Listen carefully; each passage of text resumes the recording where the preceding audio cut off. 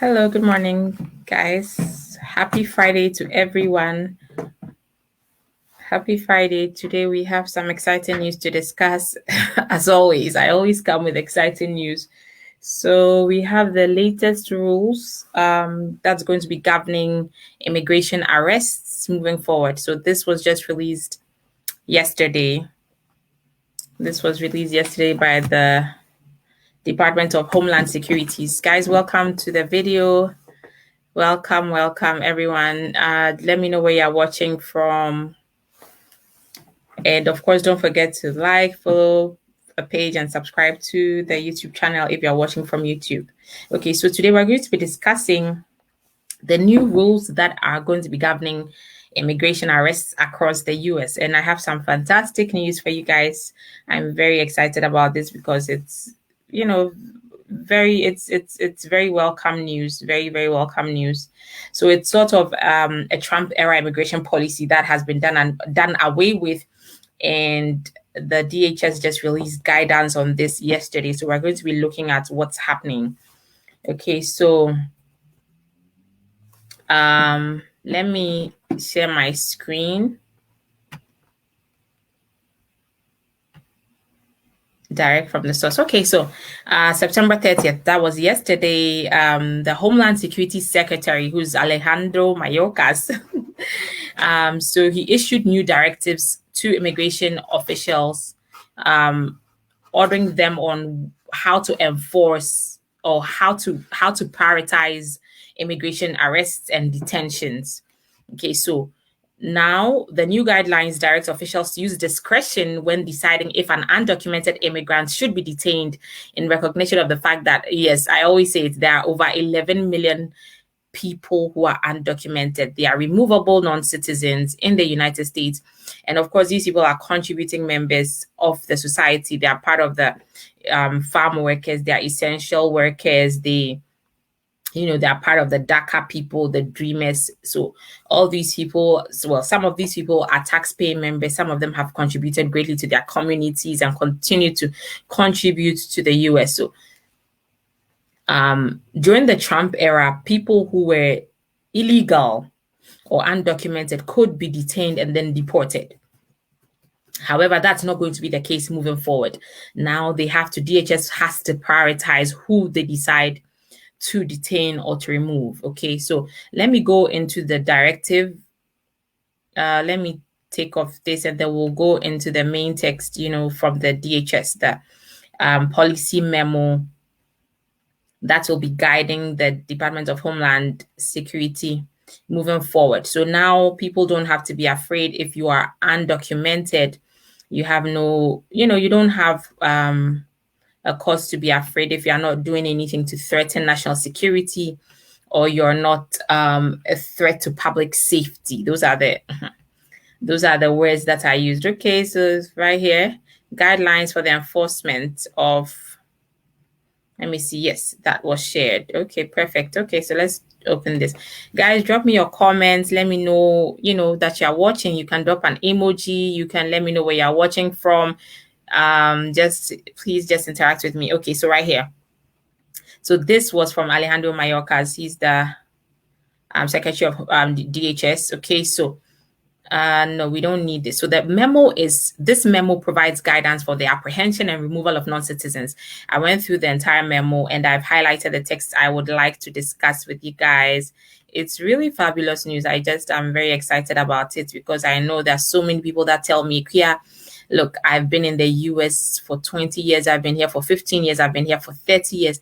I don't have documents. And people think that I'm a US citizen. I can't tell people about this. People don't know it. People don't know anything about my status, but I'm undocumented and I'm afraid every day. I live in fear that, what if I'm going to work and I'm stopped and I'm deported and my whole life is shattered? Because when you are deported, remember, you are just arrested and you just have the clothes on your back. Like you are allowed to take nothing.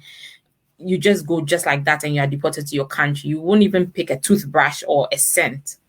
So it's a very, very, very devastating thing for anybody to have to go through. Okay, so What's the foundational principle? We're going to talk about the exercise of prosecutorial discretion.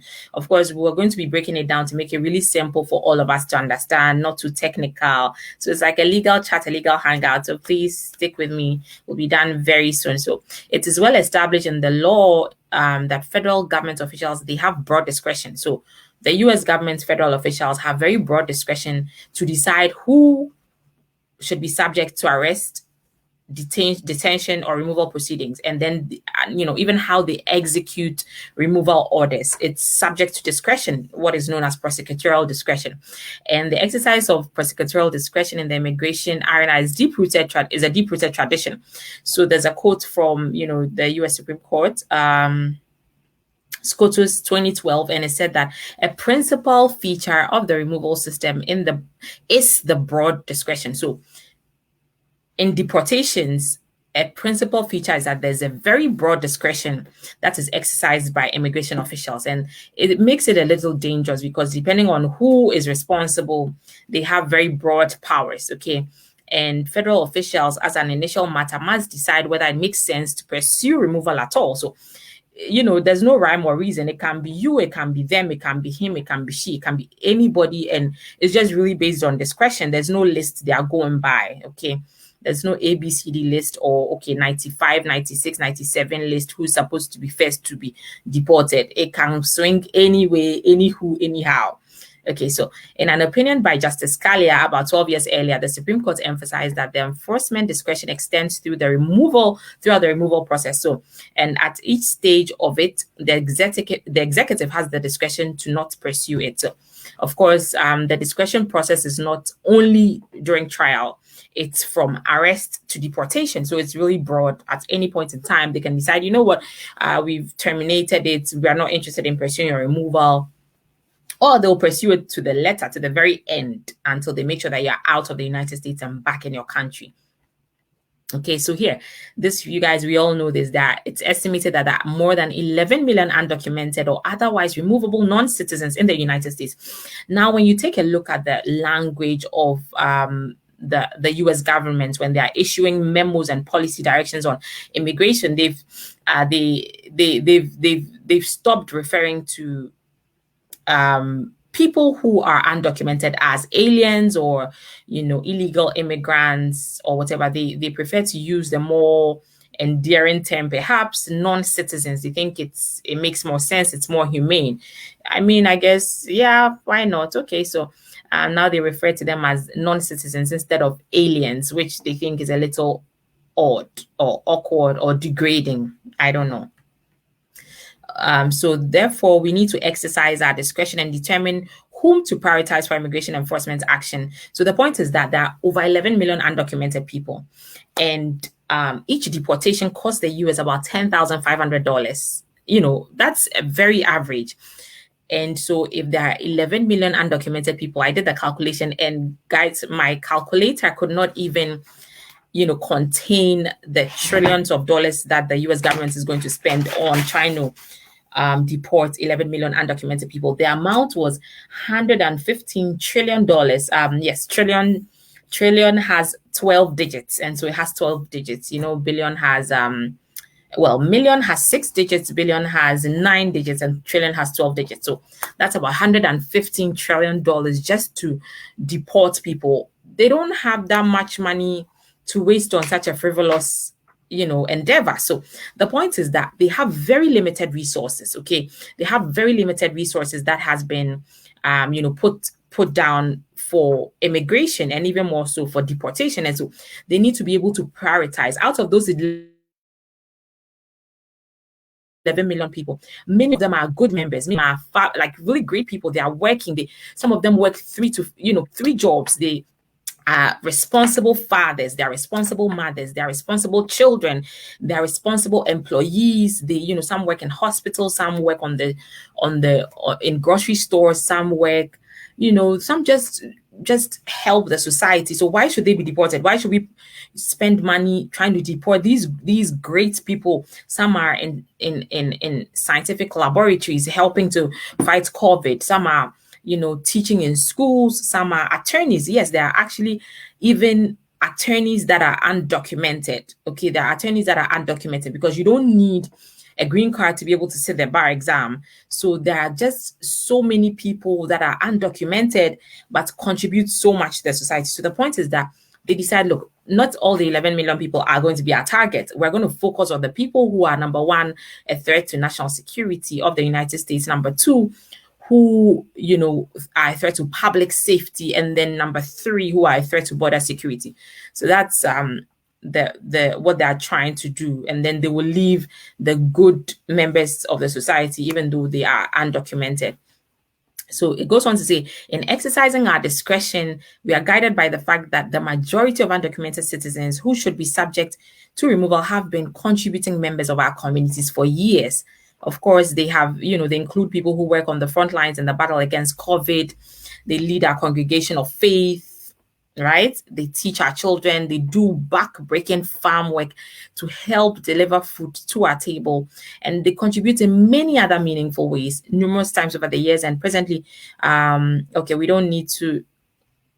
Yeah, they've tried to pass legislation that will provide a pathway to citizenship for these 11 million undocumented immigrants. So, I mean, it would be hypocritical to, in one breath, you're trying to legalize them, in the next breath, there's regulation that allows you to deport them at any point in time without regard to, what they've built, the families that they have and their feelings. So this is really, really very welcome guidance. So let me scroll down. Okay, yeah, that's once we're done with this part, then we're almost at the end of the document. So the point is that the fact that somebody is undocumented. Okay, undocumented means that the person perhaps came on a B2 visa, had a 6 month. So you can have a multiple visa, you can have a 5-year multiple visa, but at each time you come into the US, if you came on a B2, you only can stay for 6 months at a time, and you have to leave and come back. So if you stay for more than 6 months, that means you exceeded the period of your authorized stay, and then you become undocumented. This is not, it's not rocket science. You are undocumented means that you do not have permission to be here in the United States. Okay, you don't have legal status. Your legal status has expired. So the fact that you are an individual you've exceeded the period of your authorized stay and you are removable as a non-citizen should not be basis for enforcement action against you. Okay, so they're going to be using, again, their discretion, and they'll focus the enforcement resources in a more targeted way. And the point is the resources are very limited, and so they can't just direct them towards good people or people who haven't really done much apart from just the fact that they are removable. So the point is, being removable alone is not enough grounds for you to find yourself deported. Okay, so that's it. Yeah, so now they're going to focus, as I said, their resources on their efforts on people who are a threat to national security, people who sort of like are a threat to public safety, and then people who are also a threat to border security. Okay, and then these people threaten the well-being of the United States. Okay, so let's look at the 3 broad areas, the people that they're going to be targeting for deportation. If you're a good person, I don't think you should worry too much, even if you are undocumented. Okay. Guys, drop me your comments. Oh, you guys, come on. Say hi to me. Say hello. Just drop something. Drop a hi, drop a hello, drop hooray, drop a yay, drop a yes. If you agree with this, this new policy, drop me a yes in the comments. Okay, so number 1, you have to be a threat to national security for you to be deported. So a non-citizen, if you're engaged in, of course, terrorism, espionage, or terrorism-related activities or whatever, then you will be deported. They're going to be targeting you, and you are a priority for apprehension and removal. Then the second thing is you're a threat to public safety. So because typically you'll be a threat to public safety because of serious criminal conduct. So maybe you just go around shooting people in the malls, or you go around strangling people or biting people. If it has to be a serious criminal conduct, or you go to the bank as an armed robber and shoot people and take money, things, you are clearly a threat to public safety. So such a person, if you are undocumented, you are going to be prioritized to be apprehended and then removed from the United States. Okay. Of course, they would look at factors that militate in favor of enforcing the action against you. They look at your, your prior criminal record, the gravity of the offense you've committed, the sophistication of the criminal offense, things like that. And then there'll also be factors that will militate. Hold on, let me just. Then factors that will militate in favor of declining enforcement action. Okay, so if there are factors like, okay, your age, you've had a very lengthy stay in the United States, or you have a mental condition that has actually contributed to your criminal conduct, things like that will militate in favor of declining enforcement action against you. But yes, those are just exceptions and things that they will be looking at. So of course, don't go around shooting people or being a bad member of the society, even though you are undocumented. And once you are making sure you are contributing, you are being amazing, you are, just volunteering in your community, you are helpful, you are kind, you are, honest, you are paying your taxes, then you have nothing to worry about moving forward. I'm very excited for everybody who has been living, in fear of deportation. And so, yes, right here. So if you're a threat to border security, this last one just simply means that people who are at the borders and struggling to come into the United States. So this directive is there to kind of make sure that, so once the US government now issues these type of new policy guidance, people start trooping. Everybody now wants to come to the US and say that, oh, yes, thank God, they're not deporting people, so let's all rush to the US. So this third one is going to act as a gate, a gatekeeping mechanism, border keeping mechanism to make sure we're keeping people out. There's not going to be an influx of new undocumented immigrants just because of this new policy guidance. So the point is that a non-citizen, you are a threat to border security if you are apprehended at the border or port of entry while attempting to unlawfully enter the United States. Or B, you are apprehended in the US after unlawfully entering after November 1st, 2020. So right before President Biden came. So basically, they just don't want an influx of new people just coming in. Okay, so yeah, pretty much closed borders. Yeah, that has also led to the discussions on Title 42, the closed border public health issue, saying that, look, even if you come to the US, we are not allowing you to come and seek asylum because Title 42 is the law that gives the US the right to close their borders when there's a public health emergency. And people are saying that Title 42 is not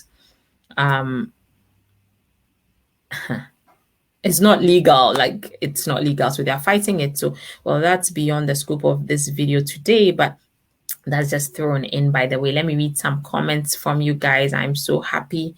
Let me take this off, and then guys, drop me your comments and your questions. Kenny Robson says hello Kenny, where are you watching from? Kenny Robson says, thanks for what you've been doing. Thank you so much for joining. I'm really happy that you could join us today. Denise Ngoko says, hello Denise, I hope you're doing great. Thank you for watching. Kenny Robson says, great job, keep it up. Thank you so much, Kenny. I'm so happy to read these very nice, wonderful comments from you. Okay, friends, so that's it. That's the wonderful news. So essentially now there's a new policy guidance on deportation. They're not just going to be deporting anyone and everyone. This was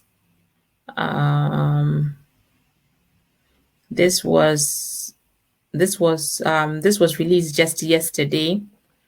So yes, that's the guidance. Let me see if I can find. Yes, perfect. Exactly. So this was what I was looking for, November 29, 2021. So the guidance is going to become effective. And that's the final question. When is this guidance going to become effective? So the guidance is going to become effective in 60 days. And 60 days is from November 29th, 2021. So that's very soon. That's just wonderful, wonderful, fabulous US immigration news. So guys, thank you so much for joining.